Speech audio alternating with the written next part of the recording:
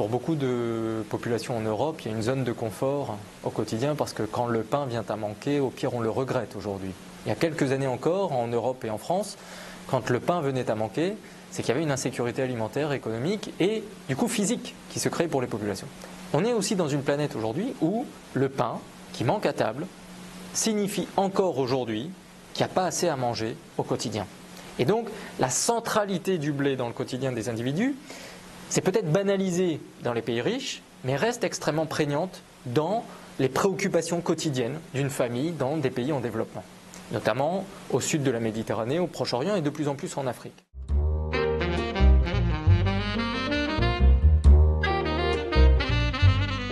Alors il y a des fausses idées sur le blé et sa dimension géopolitique, mais je vais me concentrer sur l'essentiel.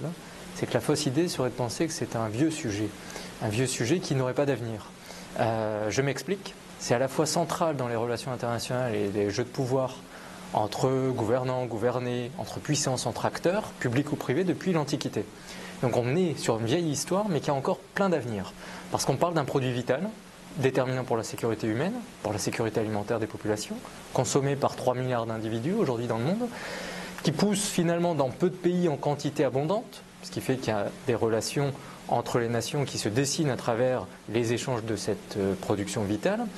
Et tout comme il faut continuer à pouvoir produire et avoir une activité agricole pour nourrir une population en croissance, le blé étant une production extrêmement déterminante dans cette alimentation de la population mondiale, son avenir est encore à écrire avec de nombreuses pages géopolitiques. Donc l'idée reçue serait de croire qu'aujourd'hui, dans cette géopolitique des matières premières, il n'y aurait que l'énergie ou, comme parfois on a tendance à l'observer dans l'analyse, énormément de concentration sur le seul roi pétrole.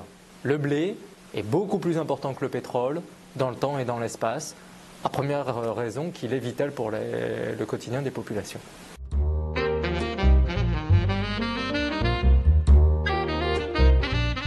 Alors en fait, il y a une dimension géopolitique avec le blé pour les raisons qu'on a évoquées, l'importance pour nourrir les populations. Le fait aussi que le blé, c'est une production qui est totalement climato-dépendante. Mais c'est toute l'histoire des questions agricoles, c'est que nous sommes dans un secteur d'activité fondamental pour nourrir les hommes, fondamental dans les économies de territoire et des sociétés, absolument déterminant de toute façon pour la sécurité des nations. Des nations qui ne sont pas capables de nourrir leur population se placent de facto dans des situations de vulnérabilité face aux marchés internationaux, donc de dépendance vis-à-vis d'autres nations. Et le blé, en fait, a une dimension géopolitique parce que, comme d'autres productions agricoles, non seulement nous pouvons toujours faire des estimations sur la production de blé, en fonction des surfaces cultivées, mais jusqu'au dernier moment, jusqu'à l'état de connaissance des récoltes dans leur intégralité, l'incertitude plane. Et donc, chaque année, c'est toujours la loterie.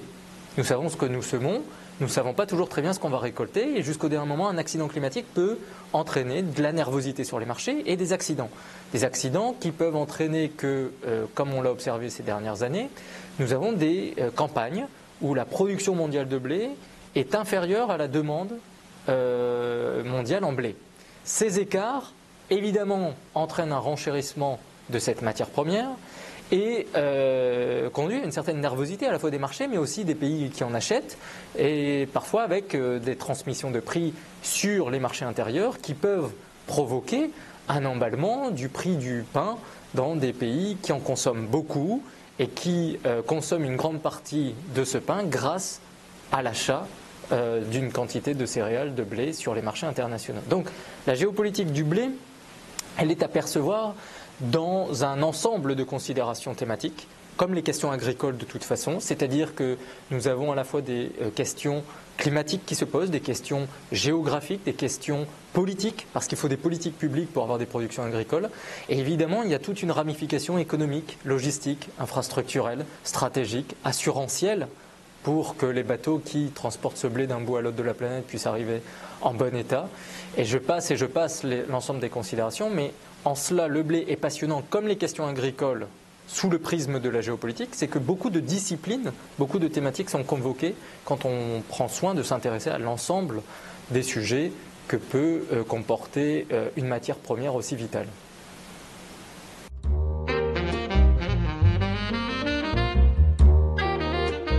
Aujourd'hui, les deux premiers producteurs de blé de la planète sont la Chine et l'Inde. Derrière, vous avez des grands producteurs comme la France, 5e producteur mondial, mais bien sûr les États-Unis d'abord, en 3e rang, la Russie produit beaucoup de blé, le Canada, l'Argentine, l'Australie, l'Ukraine, le Kazakhstan, la Turquie, voilà les grands pays producteurs de blé. En revanche, si on prend les acteurs au niveau des marchés et donc du commerce du blé, il faut regarder ceux qui en exportent et ceux qui en importent. Dans les exportations disparaissent l'Inde et la Chine. Ils en produisent essentiellement pour leur consommation nationale, vu leurs besoins démographiques.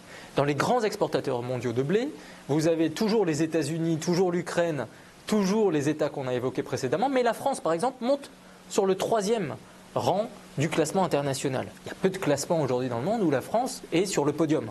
En blé, nous sommes tous les ans, depuis plusieurs années, au rendez-vous d'une compétitivité qui existe aujourd'hui pour la France. Le blé de la France est produit en quantité avec constance et s'exporte pour beaucoup. De l'autre côté se situent des États importateurs qui sont donc des acteurs majeurs en fait sur cette planète blé. L'Égypte, premier importateur mondial, suivi d'autres nations, mais ce qui est intéressant de souligner, c'est que quand vous prenez les 25 gros acheteurs de blé sur la planète, aujourd'hui, la moitié d'entre eux sont des pays arabes et moyen-orientaux. Ce sont ces pays dans cette région qui absorbent aujourd'hui un tiers des importations mondiales de blé. Moi, comme j'aime à le souligner, l'Afrique du Nord et le Moyen-Orient consomment 200 kg en moyenne de pain par habitant par an. C'est 2 fois la moyenne européenne, c'est 3 fois la moyenne mondiale, qui explique que cet ensemble, du Maroc à l'Irak, en passant par la Turquie, qui compte pour 4% de la population mondiale, absorbe chaque année un tiers des importations mondiales de blé. Et donc cet espace du monde est un grand acteur sur ces marchés commerciaux. Et puis, dernier étage quand même du propos à tenir sur ces acteurs de la planète blé, bien sûr les opérateurs privés, parce que comme d'autres matières premières, évidemment le secteur privé assure le commerce, le négoce, la logistique de cette production, et donc nous avons des grandes compagnies céréalières. Il y a des compagnies historiques, Cargill, Dreyfus, ADM, Bunge, et puis nous avons de nouveaux acteurs qui ont émergé du côté asiatique, comme COFCO, le chinois, qui est devenu un grand opérateur du négoce mondial en blé aujourd'hui sur la planète. Et ces acteurs aujourd'hui sont parfois critiqués pour leur opacité, pour l'importance qu'ils prennent sur la planète financière, compte tenu des volumes de chiffre d'affaires qui sont les leurs. Et en même temps, il faut bien souligner aussi que les forces publiques, les nations ont accepté à un moment donné de confier la responsabilité de ce commerce du blé, encore une fois vital et stratégique, à ces opérateurs privés qui investissent tous les ans en logistique et infrastructure, parce qu'il ne faut pas oublier qu'il y a un impératif géopolitique quand on parle de ce sujet, c'est qu'il faut rapprocher l'offre de la demande. Aujourd'hui, le blé en grande quantité pousse à 90% de sa production mondiale dans 10 pays. Quand bien même un État sur 2 dans la planète aujourd'hui produit du blé, nous avons un oligopole en termes de production et exportation. 10 pays aujourd'hui qui font quasiment à eux seuls, du coup, le commerce mondial de blé et qui répondent donc aux besoins d'une planète qui, aujourd'hui, en consomme de plus en plus par ailleurs. Donc voilà les grands acteurs contemporains. J'aimerais juste souligner que parmi les acteurs à considérer aussi sur la planète blé, ne pas oublier une évidence, mais j'aime le souligner, c'est que c'est d'abord l'homme et les êtres humains qui sont les premiers acteurs. Chaque jour, on consomme, en Europe, en France, du pain. Donc nous consommons du blé, et plusieurs fois par jour. Cette réalité quotidienne, c'est aujourd'hui la réalité de 3 milliards d'individus sur la planète. Donc nous sommes, nous, êtres humains, les premiers acteurs de cette planète blé.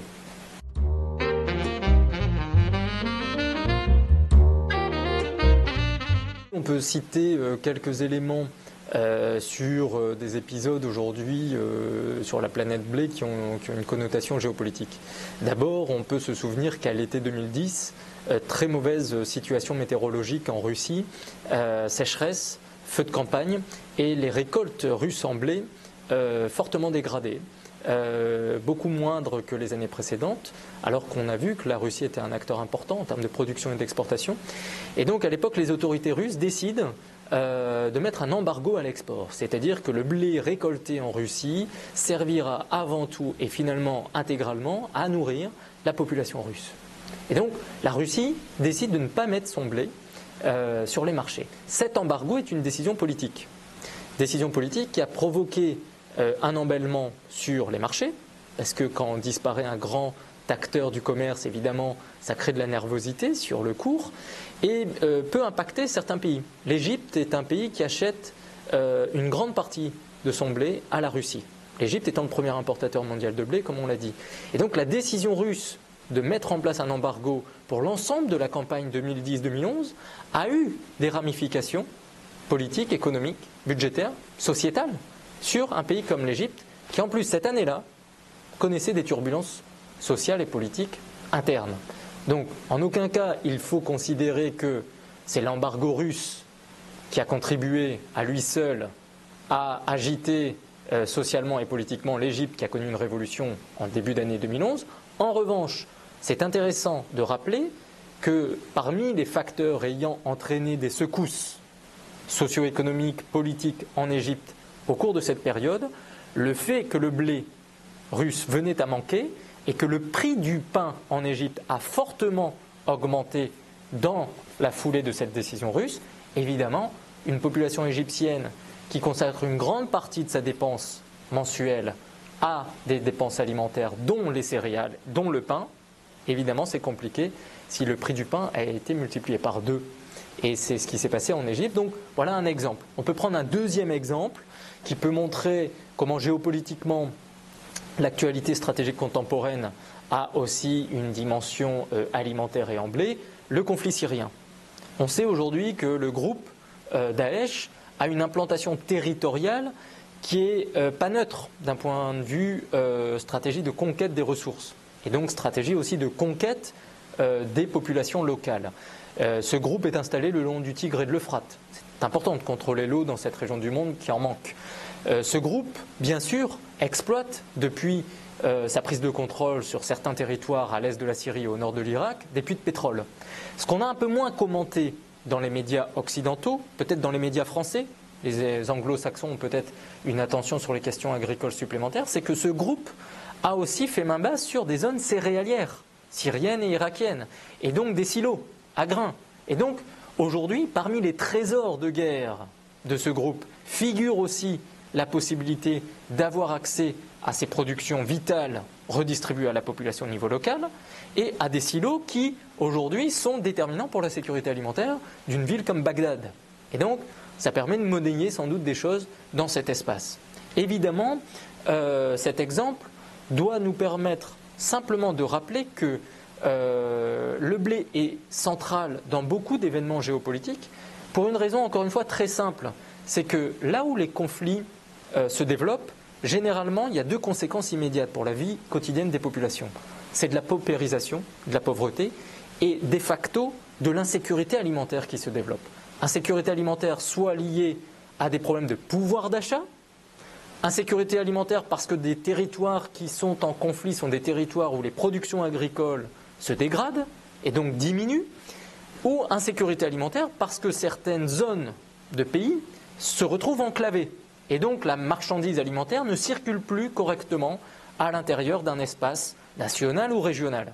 Et il ne faut donc pas perdre de vue que la dimension géopolitique du blé à travers certains conflits, de toute façon, se retrouve dans n'importe quel conflit dans des pays qui produisent du blé ou qui en consomment, hier comme aujourd'hui, et donc a fortiori demain. C'est pour ça que je disais au départ que l'avenir du monde sera malheureusement sans doute caractérisé par beaucoup plus d'insécurité alimentaire, pour plein de raisons agronomiques, climatiques, politiques et économiques, et que du coup la centralité stratégique du blé entre ceux qui le détiennent, ceux qui en produisent, ceux qui en consomment et ceux qui n'en ont pas du tout, risque de se renforcer, aiguisant du coup les mécanismes soit de rivalité et de conflit, soit attisant les volontés de plus de coopération, plus de solidarité et d'échange autour de ces productions vitales.